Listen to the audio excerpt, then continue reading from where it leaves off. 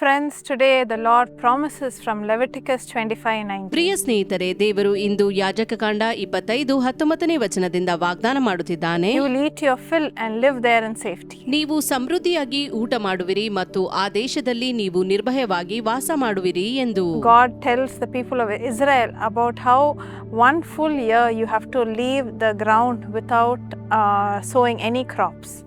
ದೇವರು ಇಸ್ರಾಯೇಲ್ಯರಿಗೆ ಭೂಮಿಯನ್ನು 1 ವರ್ಷದ ಕಾಲ ಯಾವುದೇ ಬಿತ್ತನೆ ಮಾಡದೆ ಖಾಲಿ ಬಿಡಬೇಕೆಂದು ಹೇಳಿದನು.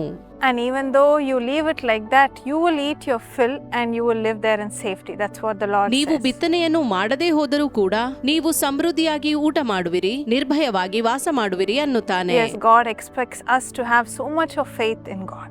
ನಾವು ದೇವರನ್ನು ಬಹಳವಾಗಿ ನಂಬಬೇಕೆಂದು ದೇವರು ಬಯಸುತ್ತಾನೆ. Even if things seems impossible. ಯಾವುದೇ ಅಸಾಧ್ಯವಾಗಿರುವ ಸಂಗತಿ ಆಗಿರಬಹುದು.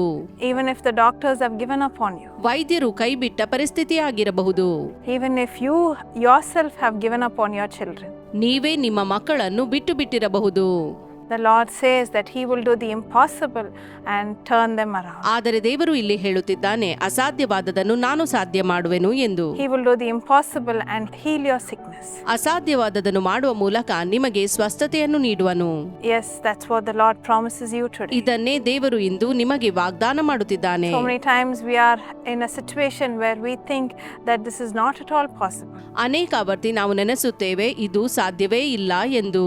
I have applied for so many jobs, but I'm not getting anything right. ನಾನು ಅನೇಕ ಉದ್ಯೋಗಗಳಿಗೆ ಅರ್ಜಿ ಹಾಕಿದ್ದೇನೆ, ಸರಿಯಾದದ್ದು ಸಿಗುತ್ತಿಲ್ಲ ಅನ್ನುತ್ತಿರಬಹುದು. I have applied for my promotion for so many years, but the Lord is not doing anything in my life. ಉದ್ಯೋಗದಲ್ಲಿ ಉನ್ನತ ಪದವಿಗಾಗಿ ಅರ್ಜಿ ಹಾಕಿದರೂ ದೇವರು ನನ್ನ ಜೀವಿತದಲ್ಲಿ ಏನನ್ನೂ ಮಾಡುತ್ತಿಲ್ಲ. But just like the Israelites, let's learn to have faith in God. ಇಸ್ರಾಯೇಲ್ಯರಂತೆ ದೇವರಲ್ಲಿ ನಂಬಿಕೆ ಇಡುವಂತದ್ದನ್ನು ನಾವು ಕಲಿತುಕೊಳ್ಳುವ. And the Lord will surely do the impossible. ಆಗ ದೇವರು ಅಸಾಧ್ಯವಾದದನ್ನು ಸಾಧ್ಯ ಮಾಡುವನು. Let's pray together. ನಾವು ಒಟ್ಟಾಗಿ ಪ್ರಾರ್ಥಿಸುವ. Jesus, I pray for all the people who are watching this program. ಯೇಸುವೆ, ಈ ಕಾರ್ಯಕ್ರಮ ವೀಕ್ಷಿಸುತ್ತಿರುವವರಿಗಾಗಿ ಬೇಡುತ್ತೇನೆ. Lord, I especially pray for the parents who are praying for their children. ತಮ್ಮ ಮಕ್ಕಳಿಗಾಗಿ ಬೇಡುತ್ತಿರುವ ಹೆತ್ತವರಿಗಾಗಿ ನಿನ್ನಲ್ಲಿ ಬೇಡುತ್ತೇನೆ. Lord, they might be shedding tears for their children every day, saying that, oh, they've gone far away from the Lord. ತಮ್ಮ ಮಕ್ಕಳು ದೇವರಿಂದ ದೂರವಾಗಿದ್ದಾರೆಂದು ಕಣ್ಣೀರಿಡುತ್ತಾ ದೇವರಲ್ಲಿ ಮೊರೆಯಿಡುತ್ತಿರಬಹುದು. Yes, my dear friends, today if you are praying for your child, give them to the Lord's hands. ಇಂದು ಈ ಪ್ರಾರ್ಥನೆಯನ್ನು ನೀವು ಬೇಡುತ್ತಿರುವುದಾದರೆ ನಿಮ್ಮ ಮಕ್ಕಳನ್ನು ದೇವರಿಗೆ ಒಪ್ಪಿಸಿರಿ. And even though they might be so far away from the Lord today, ಇಂದು ಅವರು ದೇವರಿಗೆ ದೂರವಾಗಿರಬಹುದು, the Lord will bring them back. ದೇವರು ಅವರನ್ನು ಮರಳಿ ಕರೆತರುವನು. The Lord will do the impossible. ದೇವರು ಅಸಾಧ್ಯವಾದದನ್ನು ಮಾಡುವನು. Yes, Lord, bless their dear children. ಹೌದು, ಪ್ರಿಯ ಮಕ್ಕಳನ್ನು ಆಶೀರ್ವದಿಸು ದೇವರೇ. Let them know how much you love them. ನಿನ್ನ ಪ್ರೀತಿಯನ್ನು ಅರಿತುಕೊಳ್ಳುವಂತಹ ಕೃಪೆಯನ್ನು ನೀಡು. And bless their lives. ಮತ್ತು ಅವರ ಜೀವಿತವನ್ನು ಆಶೀರ್ವದಿಸು. Lord, I also pray for the people who are suffering with sickness. ಅನಾರೋಗ್ಯದಲ್ಲಿರುವವರಿಗಾಗಿ ನಿನ್ನಲ್ಲಿ ಬೇಡುತ್ತೇನೆ ದೇವರೇ. People who are having back pain, kidney problems. ಬೆನ್ನು ನೋವು, ಕಿಡ್ನಿ ತೊಂದರೆಯಲ್ಲಿರುವವರಿಗಾಗಿ ನಿನ್ನಲ್ಲಿ ಬೇಡುತ್ತೇನೆ. Bless them and heal them, Father. ಅವರನ್ನು ಆಶೀರ್ವದಿಸಿ ಸ್ವಸ್ಥತೆ ನೀಡು ಎಂದು ಬೇಡುತ್ತೇನೆ. Let them receive this miracle today. ಇಂದೇ ಅವರು ಈ ಅದ್ಭುತವನ್ನು ಪಡೆದುಕೊಳ್ಳಲಿ. In Jesus' name I pray. Amen. ಯೇಸುವಿನ ನಾಮದಲ್ಲಿ ಬೇಡಿದ್ದೇನೆ. Yes, my amen. dear friends, the Lord will do the impossible in your life today. ಇಂದು ದೇವರು ಅಸಾಧ್ಯವಾದದನ್ನು ಸಾಧ್ಯ ಮಾಡಲಿದ್ದಾನೆ. Jesus calls Prayer Tower has been a blessing to so many people. ಯೇಸು ಕರೆಯುತ್ತಾನೆ, ಪ್ರಾರ್ಥನಾ ಗೋಪುರವು ಅನೇಕರಿಗೆ ಆಶೀರ್ವಾದವಾಗಿದೆ.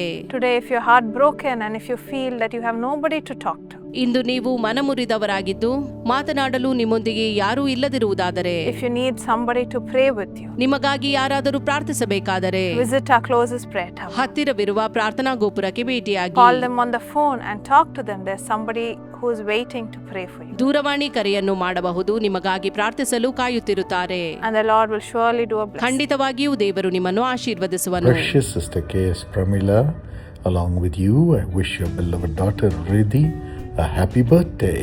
ಪ್ರಿಯ ಸಹೋದರಿ KS Pramila, ನಿಮ್ಮ ಜೊತೆ ಸೇರಿ ನಿಮ್ಮ ಪ್ರೀತಿಯ ಮಗಳಾದ ರಿಧಿಗೆ ಜನ್ಮದಿನದ ಶುಭಾಶಯಗಳನ್ನು ಹಾರೈಸುತ್ತೇನೆ. Riddhi, God bless you according to Deuteronomy 7 and verse 14. You'll be blessed more than any other people, says the Lord. ರಿಧಿ, ದೇವರು ನಿನ್ನನ್ನು ಧರ್ಮೋಪದೇಶ ಕಾಂಡ 7:14 ಪ್ರಕಾರ ಆಶೀರ್ವದಿಸಲಿ. ನೀನು ಎಲ್ಲ ಜನರಿಗಿಂತಲೂ ಆಶೀರ್ವಾದಕ್ಕೆ ಪಾತ್ರರಾಗಿರುವಿ. Father, bless Riddhi with a government job, a brilliant future. Establish her by the power of the Holy Spirit, Lord. ತಂದೆಯೇ, ರಿಧಿಗೆ ಒಂದು ಸರ್ಕಾರಿ ಕೆಲಸ ನೀಡಿ ಆಶೀರ್ವದಿಸು, ಉತ್ತಮ ಭವಿಷ್ಯ ನೀಡು, ನಿನ್ನ ಪವಿತ್ರಾತ್ಮನ ಬಲದಿಂದ ಆಕೆಯನ್ನು ಸ್ಥಾಪಿಸು. Sister Pramila, her blessing in the job. Give her an own house in Mysore in the name of Jesus. Do it, Lord, and honor her. Make it light and easy for her to get this house. ಸಹೋದರಿ ಪ್ರಮೀಲಾಗೆ ಕೆಲಸದಲ್ಲಿ ಆಶೀರ್ವಾದವನ್ನು ನೀಡು. ಯೇಸುವಿನ ನಾಮದಲ್ಲಿ ಆಕೆಗೆ ಮೈಸೂರಿನಲ್ಲಿ ಒಂದು ಸ್ವಂತ ಮನೆಯನ್ನು ದಯಪಾಲಿಸು. ನೀನು ಅದನ್ನು ಮಾಡಿ ಆಕೆಯನ್ನು ಗೌರವಿಸು. ಆ ಮನೆ ಆಕೆಗೆ ಹಗುರವಾಗಿ ಹಾಗೂ ಸುಲಭವಾಗಿ ಸಿಗಲು ಕೃಪೆಯನ್ನು ನೀಡು. Brother Somaya, have financial blessings and good health. In Jesus' name, Amen. ಸಹೋದರ ಸೋಮಯ್ಯಗೆ ಆರ್ಥಿಕ ಆಶೀರ್ವಾದ ಹಾಗೂ ಒಳ್ಳೆಯ ಆರೋಗ್ಯವನ್ನು ನೀಡಿ ಆಶೀರ್ವದಿಸು. ಯೇಸುವಿನ ನಾಮದಲ್ಲಿ ಆಮೇನ್. God bless you.